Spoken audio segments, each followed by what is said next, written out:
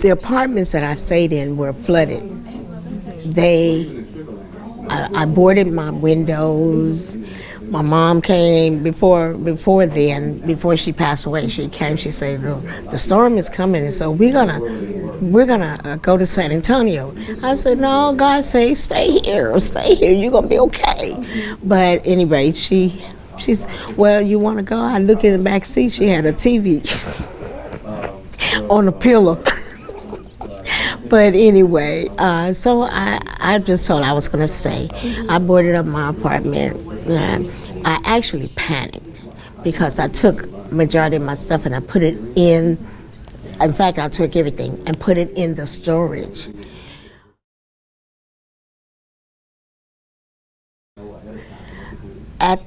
At the storm, they were telling me, well, it's flooded out there where your stuff is, so what are you going to do? And it's flooding is coming this way. So I was like, okay, I need to call somebody. So I called a girlfriend of mine who lived in Virginia.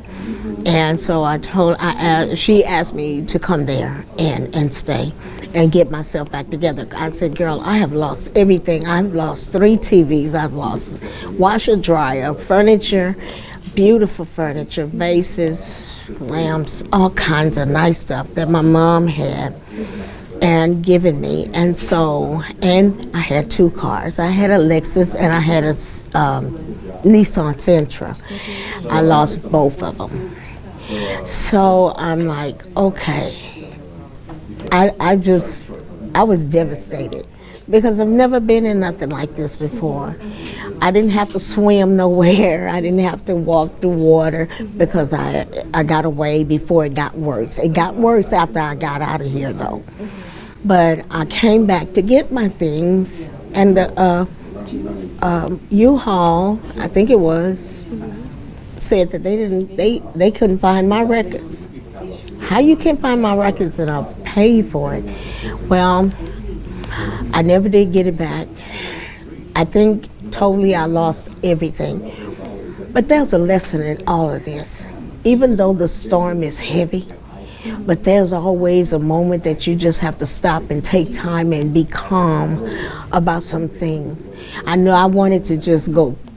I tried to, I was devastated so that my mind, I'm like, I've worked for all this stuff and now it's gone just like that. But I cried, for a while because I didn't have anything. I didn't have anywhere to go. I had to go out of state to live with someone.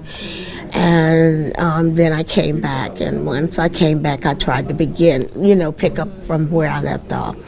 But it's been a hard and rough road. After you have that kind of devastation in your life where the water takes over your furniture, your everything, well, it's not a great feeling. It's just not.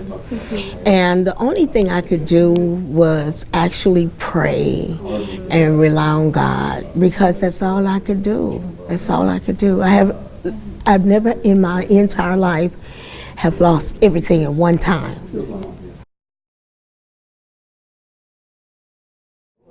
Never. Their sewer lines are way better. They don't have the overflooding. It be flooding, but not like this here. It's devastating here. You go under the bridge by the U of H, and you might go under if you don't be very careful, which is what happened to some friends of mine. And they had to swim, and some had to walk their way out of that water. But it's hard, it's bad here, because we don't have the proper sewer lines to suck in the water and take it away instead of allowing it to build. And so that's what I really think they should be working. They working on the highways and everything, that's all good, but we need sewer lines where the water will not overflow like it does. Here, now this is the only side of town that does not really flood.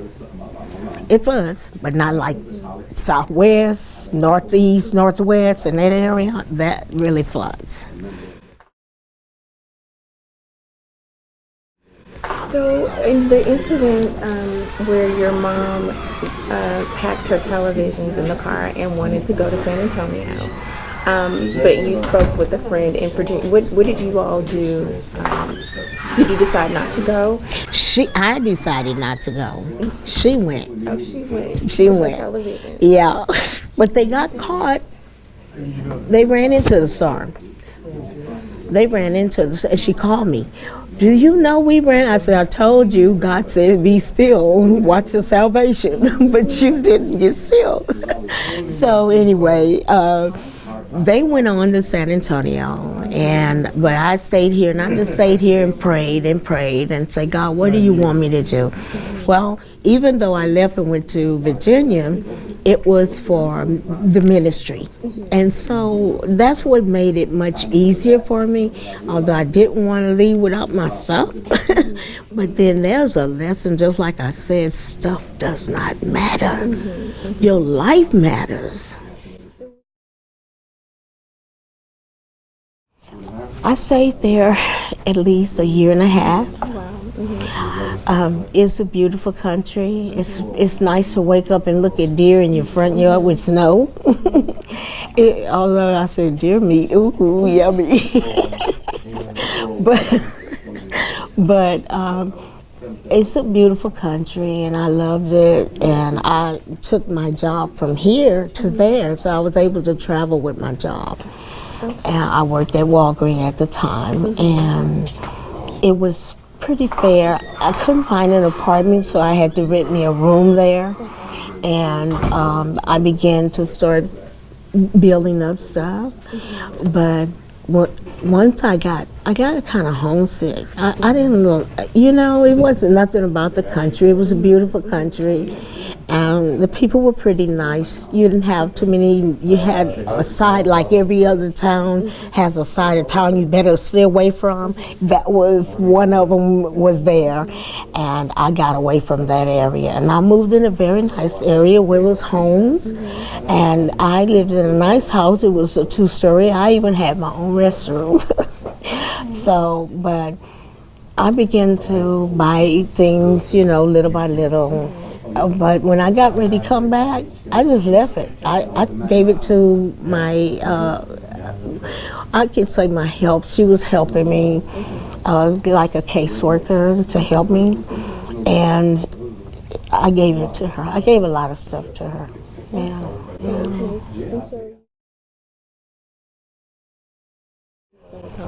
No, Houston is where I'd rather be. I love me some Houston. Although I had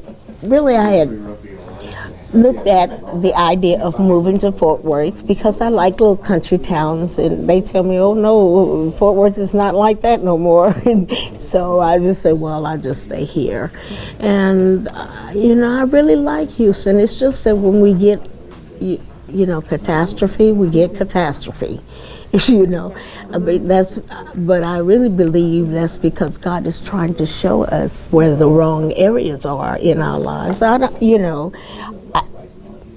mean to get into that kind of stuff, but that's what I believe. That's truly what I believe. And God was teaching me a lesson at the same time about stuff. You don't worry about stuff. Because like I was able to give it to you then, I'm more than able to give it to you again. So that was my motto, to keep me alive, to keep me from drowning in my own sorrow, in my own tears, saying, oh, woe is me, I've lost everything. Some people do it. I refuse to give in.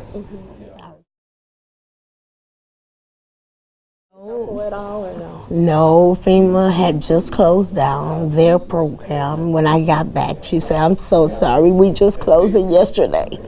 So I'm like, oh my God, can't you make an exception? She said, no ma'am, I'm so sorry. And so she said, try this, that, and the other. And I tried Catholic Charities. They gave me a sofa, love seat, dining room set, and a bed, which started me off. Yeah.